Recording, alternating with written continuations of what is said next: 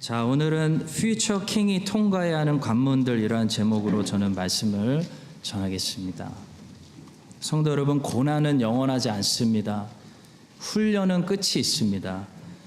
다윗은 지금 이스라엘의 퓨처 킹이 되기 위해서 고난 가운데 있고 훈련받고 있습니다.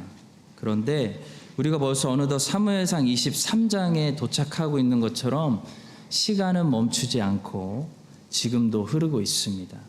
여러분과 저도 다윗처럼 잘 견디고 하나님을 기다리면 반드시 이 고난의 터널을 통과해서 그 맞은편으로 나오는 날이 있을 줄로 믿습니다. 다윗은 약 10년 정도 사울을 피해 다니면서 고난을 당했는데요. 고난만 당한 것이 아니라 하나님께 훈련을 받았습니다. 사무엘상은 31장까지 있는데요. 사무엘상 31장까지만 잘 참으면 다윗은 정금같이 나와서 이 훈련소에서 졸업하게 됩니다. 다윗은 이미 점점 더 하나님께서 기뻐하시는 퓨처 킹의 자질을 갖추고 있습니다. 오늘은 이 본문에서 드러나고 있는 다윗의 모습을 통해 하나님께서도 이 세상이라는 이 훈련장을 통해 여러분과 제 안에도 만들어내시기 원하시는 그 모습들은 무엇이기에 어떤 훈련들을 하시는지 세 가지만 살펴보도록 하겠습니다. 첫 번째로 이것입니다. 상황과 나의 처지와 관계없이 주님의 나라를 위해서 언제나 수고하고 싸우는 사람이 되도록 하나님께서 훈련하고 계신다라는 사실입니다. 자, 본문에 나오는 지금 다윗의 상황과 다윗의 처지를 보십시오. 다윗은 도움을 받아도 모자란, 위로가 안 되는 그런 상황이지 누군가를 도와줄 수 있는 상황이 아닙니다. 그런데 자기 코가 석자인 사람이 이스라엘 나라가 블레셋에게 침략당하니까 저는 지금 봉사하고 헌신할 수 있는 처지가 못 됩니다 라고 하지 않고 어떻게 하죠? 하나님의 나라를 위해 싸웠다는 겁니다. 먼저 하나님의 나라를 언제나 생각하는 사람이었다는 거죠. 블레셋 사람들이 이스라엘의 마을인 그일라라는 곳에 쳐들어왔을 때 다윗은 모른 척하거나 가만히 있지 않았습니다. 1절과 2절의 말씀입니다. 사람들이 다윗에게 전하여 이르되 보소서 블레셋 사람이 그일라를 쳐서 그 타작마당을 탈취하여이다 하니 이에 다윗이 여호와께 묻자 이르되 내가 가서 이 블레셋 사람들을 치리이까? 여호와께서 다윗에게 이르시되 가서 블레셋 사람들을 치고 그일라를 구원하라 말씀하셨습니다. 하나님께서 오늘도 여러분 우리 코가 석자인 우리들에게 가서 그일라를 구원하라 라고 말씀하실 수도 있습니다. 자, 성도 여러분, 하나님께서 끊임없이 우리 안에 주목하시는 부분이 있어요. 주목하시는 부분, 이 성장되기를 원하시는 부분이 어디냐면 내 코가 석자일 때도 하나님의 나라를 먼저 생각하는 신앙이 있어서 과연 하나님의 나라를 위해서 언제나 싸우는지 그걸 보십니다. 본문의 다윗처럼 자기가 처한 상황, 자기가 처한 처지와 상관없이 언제라도 주님의 나라를 위해서 싸울 준비가 된, 투입될 준비가 된 그런 사람들로 하나님은 끊임없이 우리를 성장시키기 위해서 훈련하신다는 거죠. 어느 날 사무엘이 베들레헴에 가서 엘리압을 보고 한눈에 홀딱 반해서 이 사람이 하나님이 세우신 왕이구나 라고 생각할 때 하나님께서 사무엘에게 하신 유명한 말씀이 있습니다. 사람은 외모를 보거니와 나 여호와는 중심을 보느니라. 우리 사람들은 외모부터 봅니다. 외모를 봅니다. 사울처럼 엘리압처럼 키가 크고 잘생기고 또 출신이 좋고 또 싸움을 잘할 것 같은 그런 외모를 본다는 거죠. 스펙도 외모입니다. 사울은 베냐민 지파 사람이었는데요. 이 사사 시대 때부터 베냐민 사람들 대단한 사람들이었습니다. 베냐민 사람들이 물맷돌 던지면 빗나감이 없었다라고 사사기가 얘기합니다. 숫자가 적었는데도 온 이스라엘 연합군하고 붙어가지고 2번이나 이겼던 사람들입니다.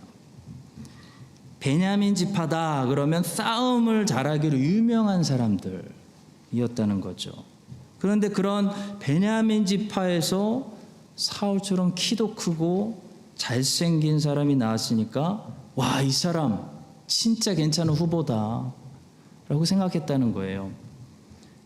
자, 그런데 더 놀라운 것은 이 외모와 스펙이 완벽한 사람이 처음에는 내면도 겸손했다는 거죠.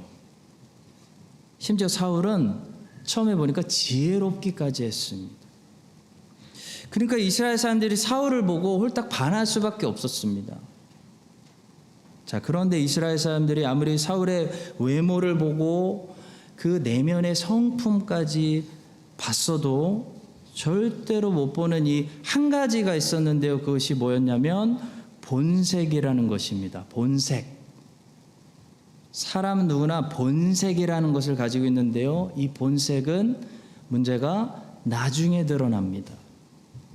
시간이 갈수록 드러난다는 거죠.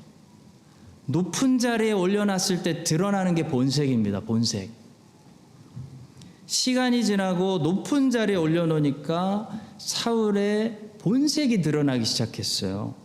알고 보니까 완전히 무신론자의 자기중심적이고 교만한 사람입니다. 하나님은 처음부터 사울의 본색을 아셨습니다. 사람들은 사울의 외모는 볼 수 있고 사울의 내적인 성품까지는 캐치할 수 있어도 이 사람이 과연 높은 데 올라가도 계속 이 사람일지, 이 사람이 과연 10년, 20년 후에도 이 사람으로 머물지, 그것은 사람이 못 보는 영역이라는 거죠. 하나님만 보십니다. 자, 마찬가지로 지금은 주의 나라를 위해 목숨 바칠 것처럼 싸우고 봉사하고 헌신할 수 있습니다. 또 그렇게 하는 사람들의 중심이 진심일 수 있습니다. 사울도 처음에는 진심이었죠. 그런데 중요한 것은 과연 이 모습이 변할 것인지 아니면 시간이 갈수록 더 정금같이 열매 맺을 것인지, 이 사람의 본색은 하나님만 아신다는 거예요. 저는 이제 40이라는 인생의 이 중간기에 이제 접어들었습니다. 초등학교 같은 거죠. 초등학생 같은 거죠. 여러분들이 보실 때. 근데 40에 접어들면서 저를 심히 놀라게 하는 것이 한 가지가 있는데, 청년 때 약 20년 전에 같이 열심히 예수를 믿었던 친구들이 지금 어떻게 사나 이렇게 보면은 예수를 열심히 믿지 않는 그런 모습이 저에게는 굉장히 쇼킹입니다. 저는 청년 때 목사님 말 안 듣고 전도사님 말 안 듣고 교회를 힘들게 했던 그런 청년이었습니다. 봉사는 하나도 안 하고 밥은 잘 먹고. 근데 CCC에서 순장하고 선교 다니고 청년부 회장하고 그때 그 청년들의 그때 헌신이 위선이었다고 생각하지 않습니다. 정말 진정한 헌신이었죠. 그런데 문제는 뭐가 문제냐면 위치가 바뀌고 결혼하고 자식 생기고 큰 돈 만지기 시작하고 사업을 크게 해서 성공한 그런 친구들도 있더라고요. 인생의 이 환경이 달라지면서 본색이 나오는 거죠. 자기도 자기가 예수를 사랑하는 줄 알았는데 사실 세상을 더 사랑하는 겁니다. 예수를 미워한다는 것이 아니라 예수를 좋아하지만 세상을 더 사랑한다는 거예요. 없을 때는, 학생 때는 없으니까 예수 열심히 믿고 주의 나라를 위해서 싸울 것처럼 다 쏟아부어서 살았는데, 인생이 본격적으로 시작되니까 점점 더 주의 나라는 뒷전이 되는 것입니다. 사울이 처음에 겸손했는데 왕의 자리에 올라 앉아 보니까 사람이 바뀌는 거와 같은 거죠. 성도 여러분, 여러분과 저의 헌신과 봉사가 이것이 진짜라는 거 어떻게 증명할까요? 무엇으로 확인하고 언제 확인될까요? 우리의 헌신과 봉사가 얼마나 대단한 큰 희생이고 열정적이냐로 평가되는 것이 아닙니다. 그리스도를 향한 우리의 충성심은 이 본문의 다윗이 보여주는 것처럼 내 상황과 내 처지와 관계없이 주의 나라를 위해서 섬기고 싸울 때 진짜라는 것이 드러나는 것입니다.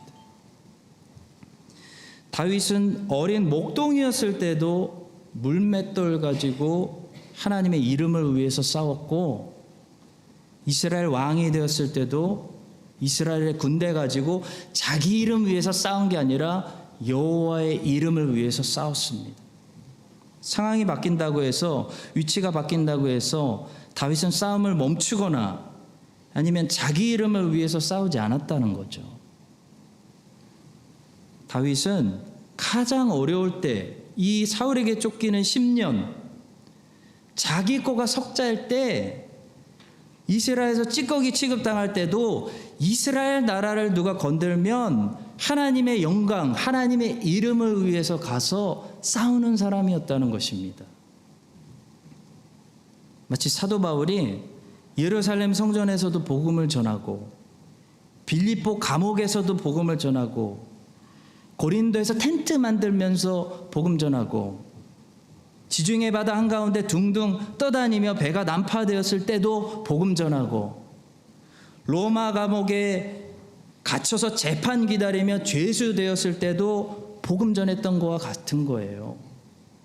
바울은 복음 전할 수 있는 처지가 되면 복음 전하고, 복음 전할 수 없는 처지가 되면 복음 전하지 않는 사람이 아니었습니다. 바울은 충성된 일꾼이었습니다. 바울은 복음 전하기에 적절한 환경을 기다리는 사람이 아니었습니다. 바울은 모든 상황 속에서 복음을 전한 사람이에요.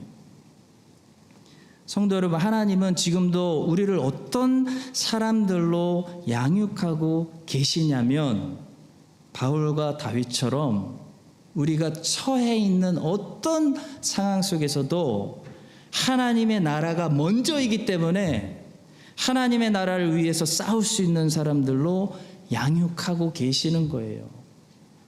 이 사실을 우리가 기억하고, 여러분과 저도 다윗처럼, 바울처럼 가난할 때도 주를 섬기고, 부자일 때도 주를 섬기고, 건강할 때도 주를 섬기고, 아프면 누워서 주를 섬기고, 젊을 때도 주를 섬기고, 늙어서도 주를 섬기는, 항상 주를 섬기는, 먼저 그의 나라를 생각하는 충성된 일꾼들 다 되시기를 주님의 이름으로 간절히 축복합니다.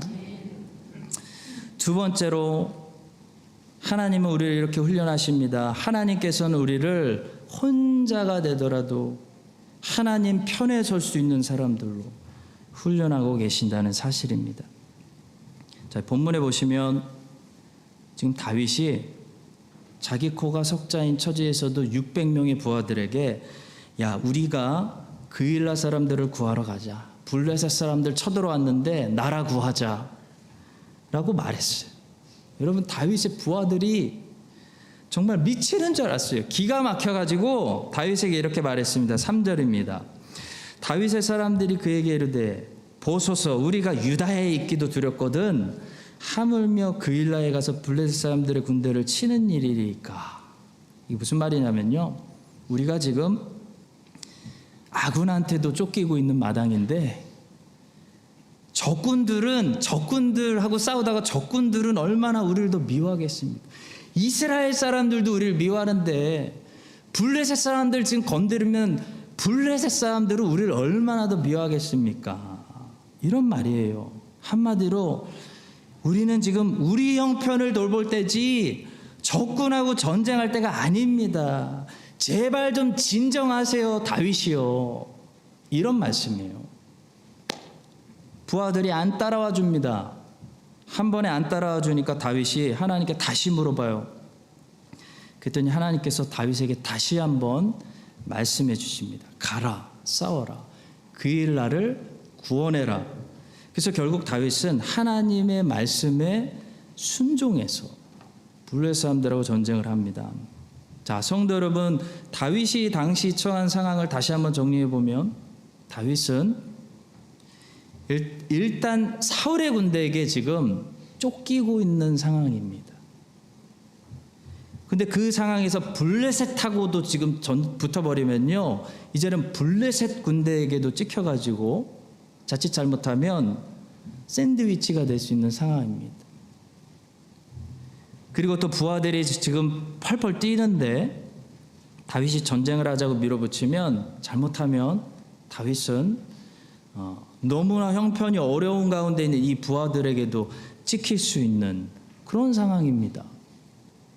이게 다가 아니에요. 다윗이 결국 블레셋을 물리치고 그일라 사람들을 구원해 주었는데요. 그렇다고 그일라 사람들이 다윗 편에 섰을까요? 그렇지 않습니다.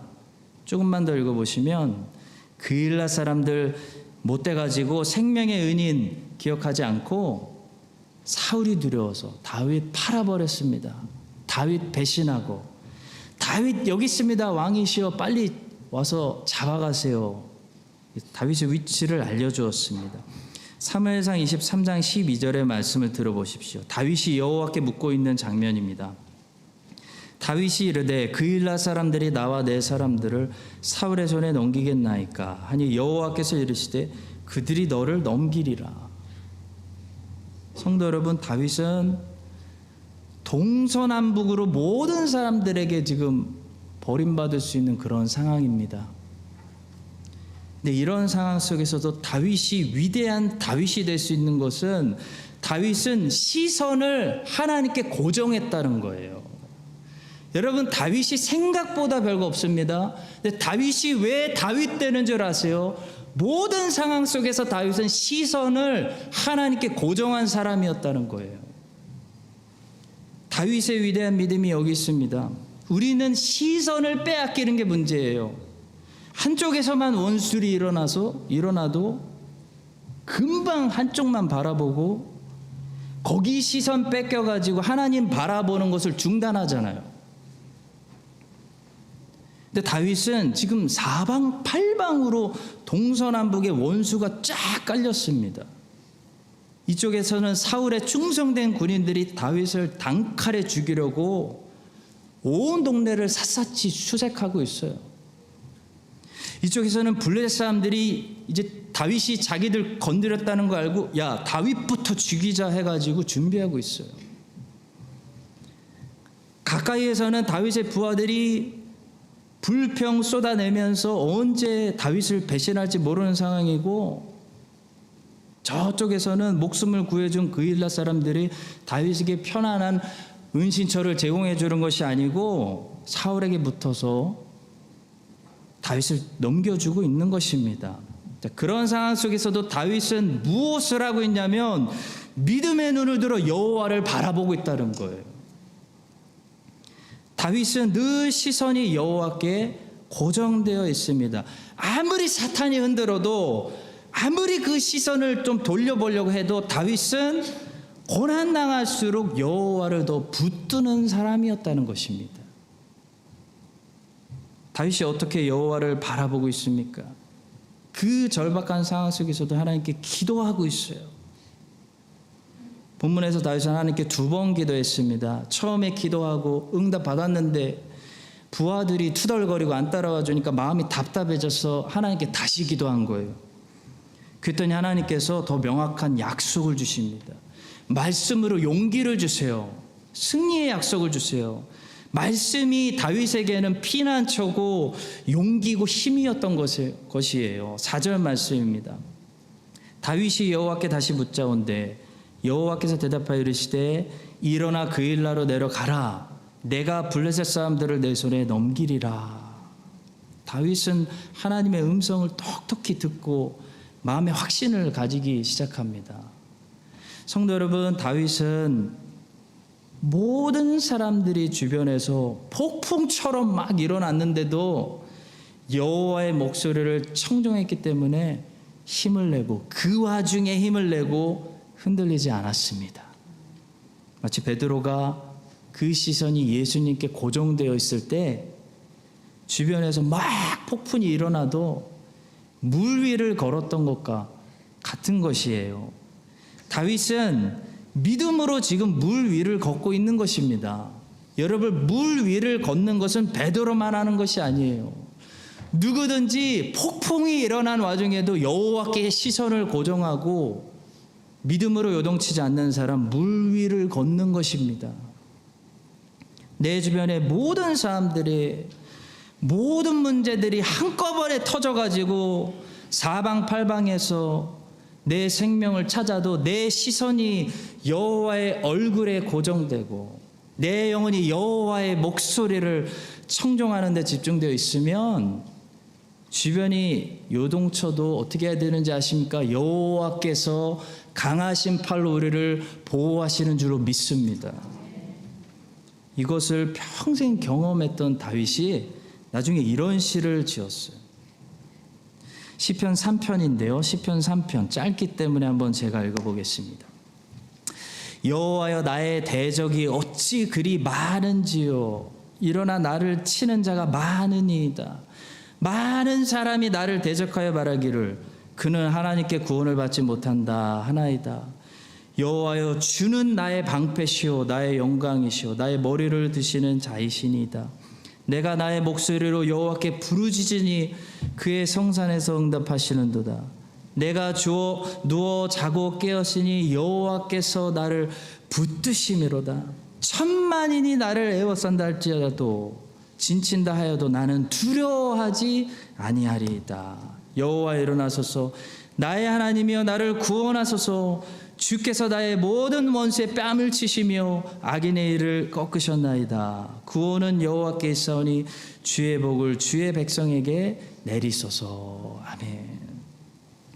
요즘 저는 에스더 성경을 묵상하면서 도전을 많이 받았습니다. 에스더 성경을 보니까 다윗만 이런 믿음을 가지고 있는 것이 아니고 모르드게도 대단하더라고요. 엄청난 믿음을 가지고 있습니다.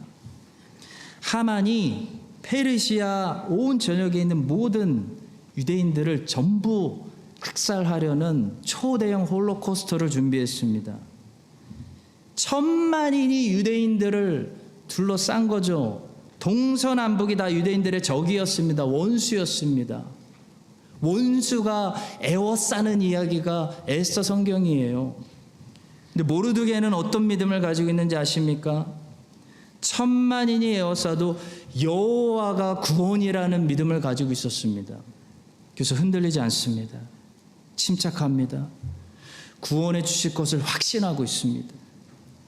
모르드게는요, 많은 사람들이 오해하고 있는 것처럼 에스더에게 제발 우리를 도와달라고 구걸하지 않았습니다. 모르드게는 에스더야, 네가 만약 이때 잠잠하고 말이 없으면 우리 다 죽어. 에스더야, 우린 너가 꼭 필요해. 왕후인 네가 우리 유대인들의 마지막 희망이다. 네가 없으면, 네가 일을 하지 않으면 우리는 방법이 없어 라고 전혀 말하지 않았습니다. 모르드게가 에스더에게 뭐라고 말했는지 아세요? 에스더 4장 13절과 14절의 말씀이에요. 모르드게가 그를 시켜 에스더에게 회답하되 너는 왕궁에 있으니 모든 유다인 중에 홀로 목숨을 건지리라 생각하지 말라. 이때에 내가 만일 잠잠하여 말이 없으면 유다인은 다른 데로 말미암아 노임과 구원을 얻으려니와 너와 내 아버지 집은 멸망하리라. 내가 왕후의 자리를 얻은 것이 이때를 위함이 아닌지 누가 알겠느냐. 네가 만일 잠잠하여서 말이 없으면 유대인은 다른 방법으로 하나님이 반드시 구원하시겠지만 너네 집은 망한다. 이게 모르드게의 신앙이에요. 한마디로 여호와께서 여호와의 편에 선 사람들 지켜주실 것은 확실한데 너도 여호와의 편에 빨리 서라. 그런 말씀입니다. 성도 여러분, 하나님께서 우리를 더 좋은 일꾼들로 만드시기 위해서 어디를 훈련하시냐면 이 믿음이에요. 혼자라도 여호와의 편에 설 수 있는 이 믿음이 있는지를 훈련하십니다. 다윗은 사방 팔방이 원수, 문제였어요. 더 많은 원수들이 다윗을 에워싸려고 점점 더 모이고 있는 그런 상황을 우리가 보는데요, 신앙을 타협하지 않습니다. 다윗은 그럴수록 여호와를 바라보고 여호와를 피난처 삼고 여호와께 묻고 여호와의 말씀을 듣고 있습니다. 하나님 말씀에 순종하고 있어요. 그 와중에 하나님의 나라를 확장시키고 있고 그 와중에 그일라 사람들을 구원하고 있어요. 하나님 나라를 위해서 봉사하고 있는 거예요. 그랬을 때 여호와께서 다윗을 지켜주시고 여호와께서 다윗을 모든 원수들로부터 구원해 주셨습니다. 성도 여러분, 우리는 결론을 알고 있어요. 다윗은 왕이 돼요. 다윗을 공격했던 원수들은 다 사라집니다. 우리가 여호와를 피난처 삼고 여호와를 의지하면 우리를 힘들게 하는 문제들은 다 사라지고 우리는 남을 줄로 믿습니다. 이 사실을 기억하고요, 온 세상이 여호와의 반대편에서는 그런 세상이 여러분들 눈앞에 혹시 이제부터 펼쳐질지라도 여러분들과 제가 다윗처럼, 모르드게처럼, 엘리야처럼, 혼자 싸웠던 엘리야처럼 담대하게 이 세대 가운데 여호와의 편에 설 수 있는 그런 구별된 사람들 될 수 있기를 주님의 이름으로 간절히 축원합니다. 마지막 세 번째로, 하나님께서는 우리를 어느 환경에서도 우리가 말씀과 기도를 통해 하나님과 교제할 수 있는 사람들로 오늘도 훈련하고 계십니다.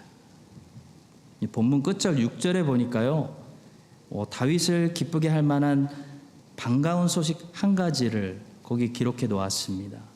6절은 이렇게 말씀합니다. 아히멜렉의 아들 아비아달이 그일라 다윗에게로 도망할 때 손에 에봇을 가지고 내려왔더라. 갑자기 조금 엉뚱한 기록을 이야기 사이에 집어넣은 것 같은데요, 성경이 이 사실을 기록한 중요한 이유가 있습니다. 아비아달은 누구일까요? 아비아달의 캐릭터가 여기 중요합니다. 노베서 사울의 신하 도액이 제사장 85명을 죽일 때 혼자 살아서 도망쳐 나온 대제사장의 아들입니다. 자, 이 아비아달이 이때부터 이제 아둘람굴 출신 다윗의 사람이 되어서 나중에 다윗 왕국이 세워졌을 때 평생 다윗 앞에서 예루살렘에서 대제사장으로 이스라엘을 섬기는 그런 사람이 됩니다. 자, 그런데 이 아비아달이 도망쳐 나올 때 한 가지 중요한 것을 가지고 나왔는데요, 바로 제사장이 입는 에봇을 가지고 나왔습니다.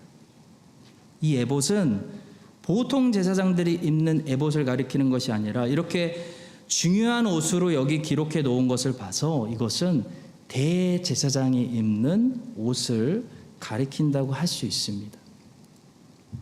대제사장의 옷에는 판결 흉패라는 것이 있었는데요, 그 판결 흉패 안에는 우림과 둠밈이라는 보석이 들어 있었습니다.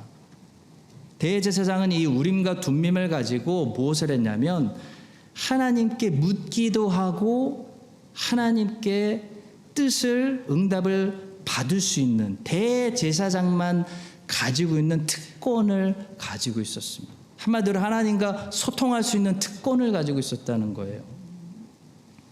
하나님께서는 당연히 여러 가지 방법으로 응답해 주실 수 있었습니다. 선지자를 보내시기도 하고 환상을 주시기도 하고 여러 가지 방법으로 구약에는 응답해 주실 수 있었지만 하나님께서 구약에 꼭 응답해 주시겠다고 허락하신 방법 중에 하나가 뭐였냐면 바로 대제사장이 이 우림과 둠밈을 가지고 하나님께 물었을 때 하나님께서 우림과 둠밈을 통해 하나님의 뜻을 응답해 주셨다는 거예요.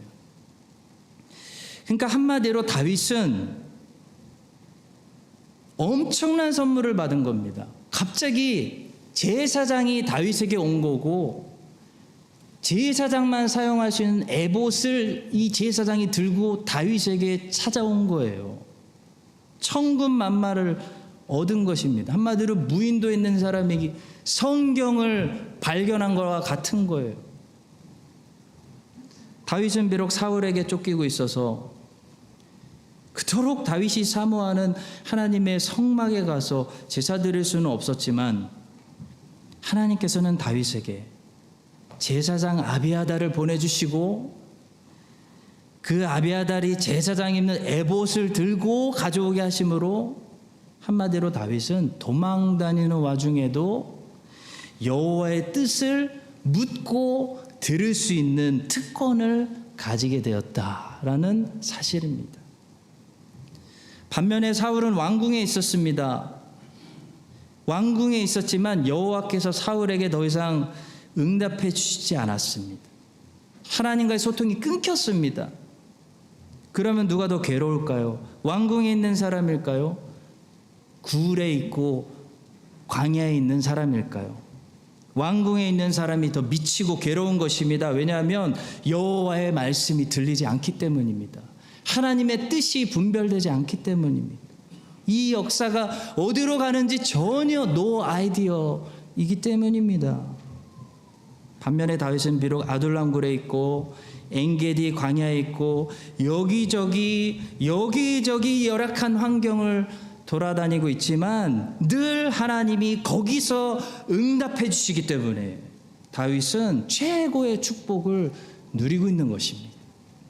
사랑하는 성도 여러분, 무엇이 가장 안전한 삶이고 평안한 삶이고 기쁨이 넘치는 삶일까요? 왕궁에 있는 삶일까요? 아닙니다. 왕궁에 있어도 하나님 음성 듣지 못하면 귀신 들린 삶을 사는 것입니다. 미친 삶을 사는 것입니다. 그래서 그렇게 왕궁 같은 곳에 살면서도 많은 사람들이 약을 먹는 것입니다. 반면에 세상 어디에 있어도 아무리 가난해도 아무리 어려워도 외롭고 쓸쓸한 이민자의 삶을 살아도 누가 복된 삶이에요? 여호와께 물을 수 있고 여호와의 뜻을 들을 수 있는 사람은 행복한 사람입니다. 하나님은 떠돌이 다윗에게 다른 것을 주시지 않았어요. 하나님의 뜻을 알 수 있고 물을 수 있는 제사장과 에봇을 주셨어요. 마찬가지로 오늘날 하나님께서 여러분과 저를 위로해 주시기 위해서 공급해 주시는 것은 돈이 아닙니다. 형통이 아니에요. 잘 사는 환경 뉴질랜드도 사실 아니에요. 여호와께서 주의 자녀들에게 공급해 주시는 최고의 선물, 최고의 위로는 하나님께 물을 수 있고 하나님의 뜻을 분명히 알 수 있는 말씀과 기도라는 거예요. 다윗에게는 제사장과 에봇을 주셨지만 하나님은 우리들을 직접 제사장 삼으셨습니다. 그리고 성경을 주셨습니다. 여러분과 제가 이 사실을 가장 귀하게 여기는 사람들로 하나님은 지금도 훈련하고 계시는 거예요.